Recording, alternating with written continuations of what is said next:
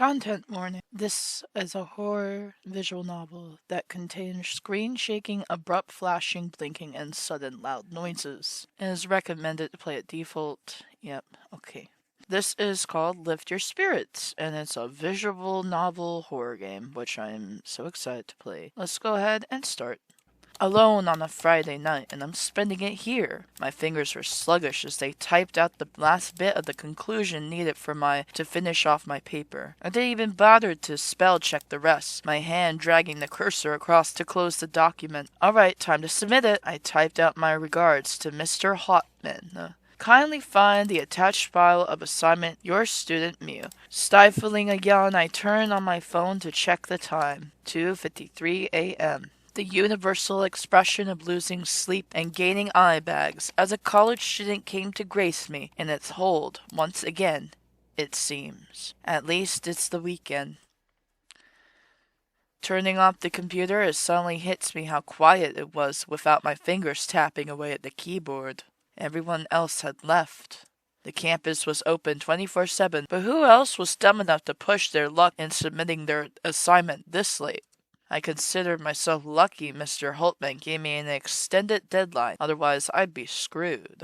Still, there was also the rumors, disembodied voices echoing through empty rooms, heavy footsteps shuffling down the halls. Those who were lucky claimed to see a lax silhouette sulking around the vending machines at the end of the corridor, staring at them.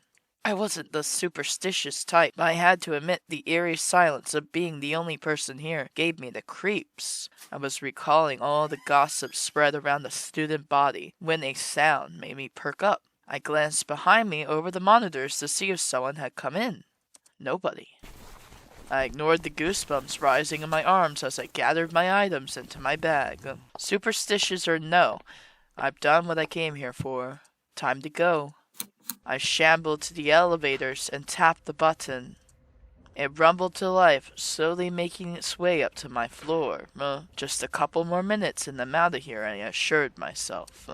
I don't know why, but I found myself constantly checking behind me, as if expecting someone there. Yet it always empty every time I look. I tapped the button some more. Tap, tap, tap. The hairs at the back of my neck stood, as if I was being watched. Heavy footsteps. I clenched my fists, ignoring how sweaty they felt in my pockets. Why do you do this to yourself, bro? Is there someone behind me? Ding! I jumped. The door slid open as I released the breath I didn't realize I was holding. I didn't even consider looking back as I stepped inside, refusing to turn around until the doors closed. The chipper background music they played calmed me down somewhat. I'm almost in disbelief they were still playing at this hour. Almost. I pressed the button for the ground floor, the elevator moving with a small jolt. With nothing to do but wait, I stared at the number slowly descended. As the number slowly descended, the lull of the elevator was starting to make me sleepy. I thought of the things I could do once I got home, just to distract myself for the rest of the ride. A shower for sure, microwave dinner probably, and then what if I don't make it home? What if I don't make it home? I blinked up at the flickering lights. The elevator shuddered and came to an abrupt halt. The music cut out. Was there ever music? I didn't hear any music. There's no elevator music or anything. I tried the button for the ground floor, then the rest. Unresponsive. Pushing the intercom button gave me nothing but static. Hello? No, this can't be happening. Taking a moment to compose myself, I called out, Is anyone out there? I'm stuck in here. Help!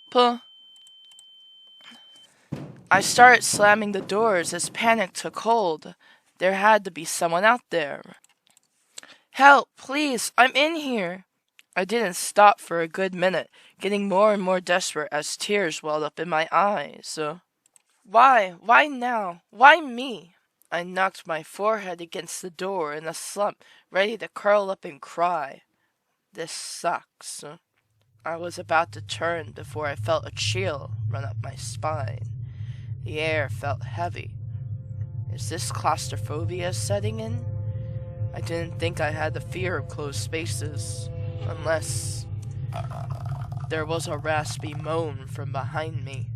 I turned my head. This feels like a great time to save, guys. And screamed.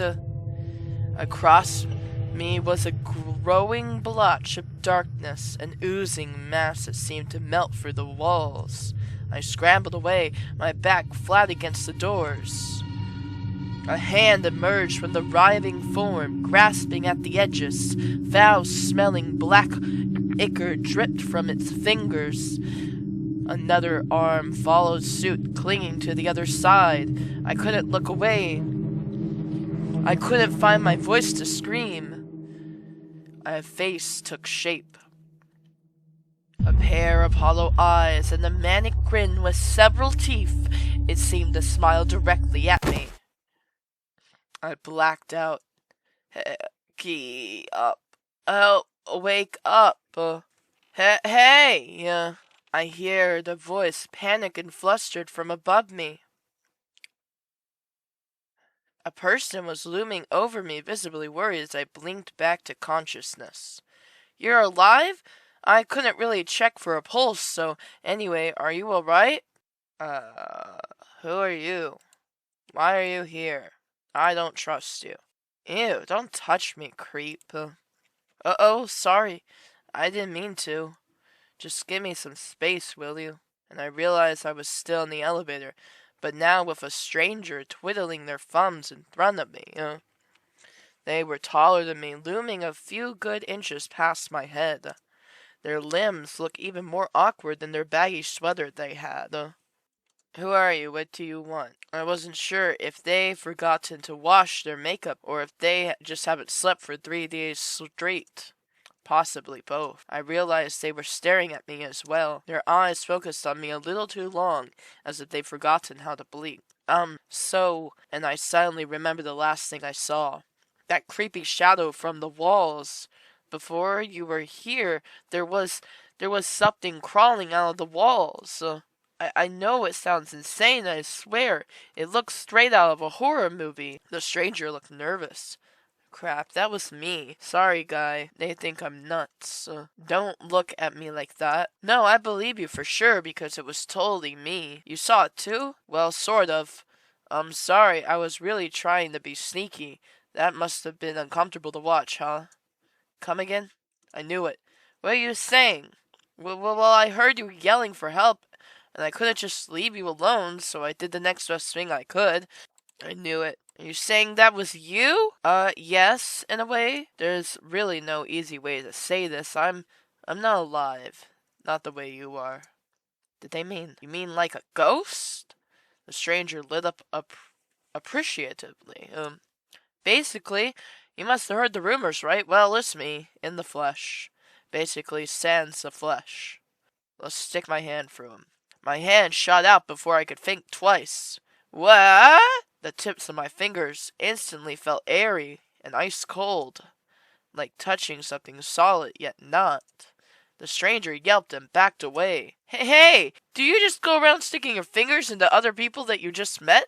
Well, you touched me first, miss. Sorry, I thought you were messing with me. Ghosts aren't a thing in polite society, you know. The stranger was having none of it. Ugh, why do I even bother? If you sit tight and don't do anything stupid, they'll come find you in the morning. They shifted into a familiar black shapeless entity, melting into a puddle and disappearing through the floor. Exactly the same way they had entered. I found myself alone for the next 7 hours. The workers found me half dozing in the corner the next morning. I stayed late most nights on campus to see if the stranger would show up, but it seems they're ignoring me on purpose. I never saw them again. Bad ending 1. Rude awakening.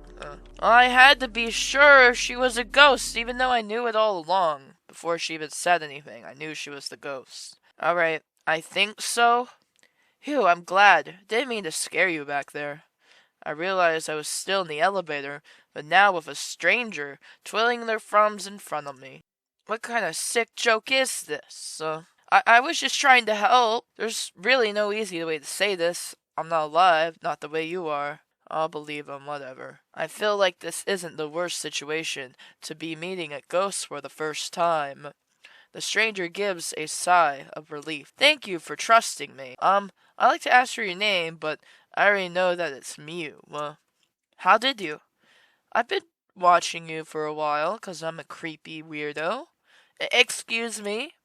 Tonight, I've been watching you for a while tonight. It's not safe to be alone this late, you know. I would know. Before I could ask further, they straightened. Anyways, I stuck around to see you write your paper.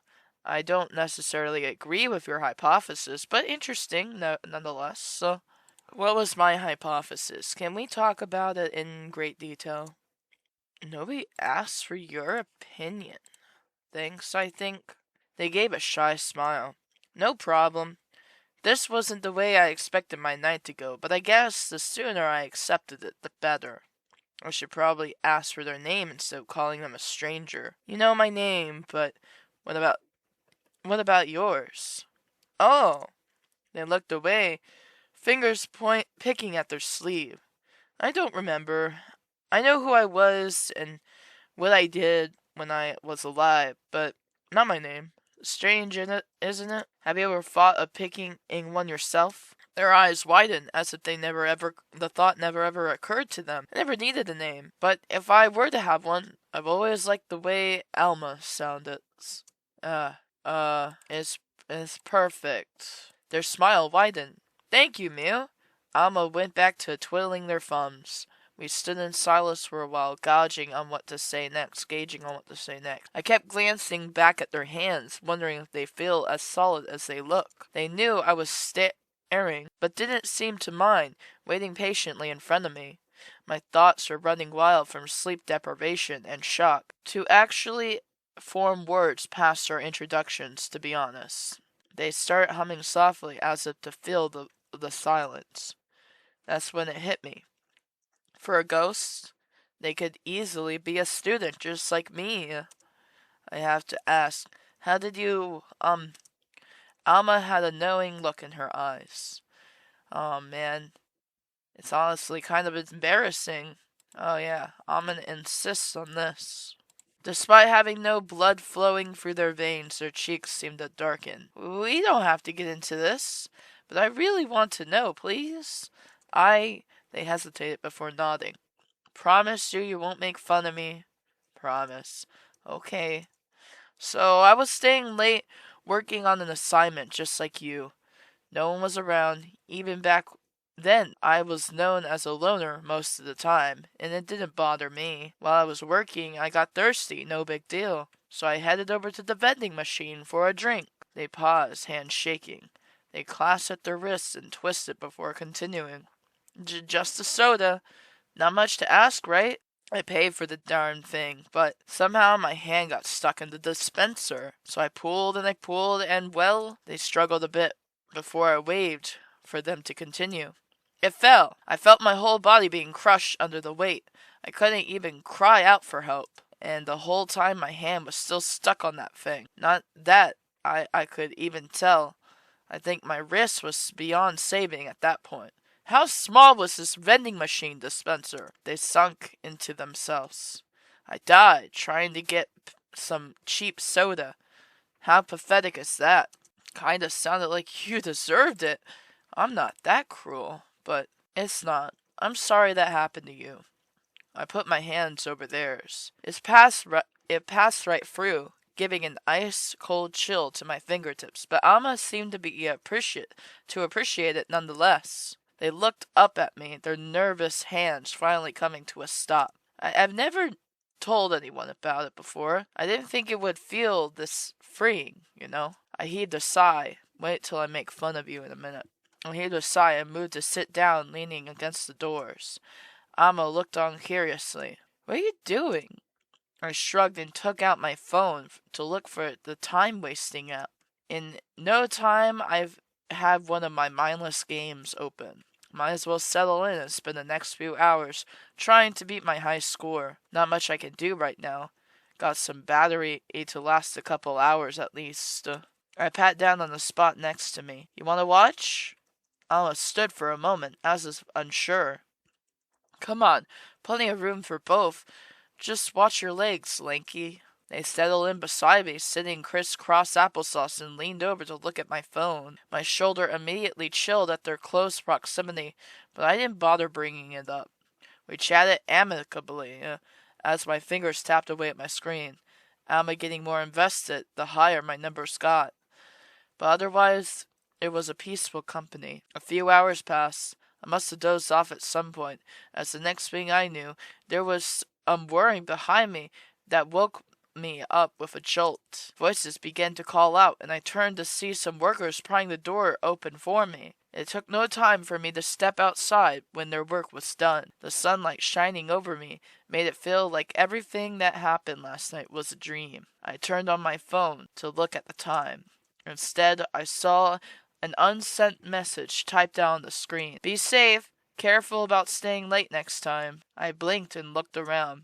A cold chill went up my arm, and I almost turned to expect Alma, but saw nothing. Next time? I put my phone away and rubbed my bleary eyes, mentally making a note to stay back at the campus more frequently from now on. Good ending 1. Till next time. Alright? Let's go be mean to her. Nobody asked for your opinion. Oh, sorry. This wasn't the way I was expecting my night to go, but I guess the sooner I accepted it, the better. Okay, I asked for the name. It sounds stupid. Oh, no need to be rude about it. Alma went back to twiddling their thumbs. We stood in silence. I'll back down. I guess I don't have to tell you that. Then. That's all right. I heaved a sigh and moved to sit down, leaning against the doors. Alma looked on curiously. What are you doing? I shrugged and took out my phone for a time-wasting app. It's the same thing, except I backed down. So I'm going to insist. Kinda sounded like you deserved it. I heaved a sigh and moved to sit down, leaning against the doors. Alma looked on curiously. What are you doing? I shrugged and took out my phone to look for a time-wasting app. I pat down a spot next to me. Want to watch? Alma stood for a moment, as if unsure. Come on, plenty of room for both. Just watch your legs, Lanky. Wow. I did all the bad options. Alma's eyes shrunk into thin slits. Why are you so mean to me? The lights dimmed, a fuzzy static rising in the air. A heavy weight settled onto my chest as Alma stared me down. Their height only made me shrink further. I've done nothing but be nice to you. All I wanted to do was help and get... Everything went dark. I stepped back as rapping noises came from in front of me. Sounds of scuffling and bones snapping. My back hit the wall. It was cold, colder than anything I've ever felt. It hurt to breathe as I waited in the dark for something to happen. Hello? The emergency lights turned on. Alma no longer looked human. Multiple eyes writhing across their forms, tiny slits with red pupils, judging me. Mouths cackled in taunting, whispering, You deserve this, you deserve this, you deserve this. Wait! My feet buckled as the elevator began to drop, free-falling as gravity's pull took over. The buttons began to light up one by one as we fell by each floor, faster and faster as it gained speed. The scraping of metal was loud in my ears. I dropped to my knees, begging for it to stop. And stop it did. Splat! Bad end 2, you deserved it. Alright guys, that was Lift Your Spirits. I hope you guys enjoyed that short visual novel. Thank you so much for watching, and I will see you all in the next videos. And goodbye.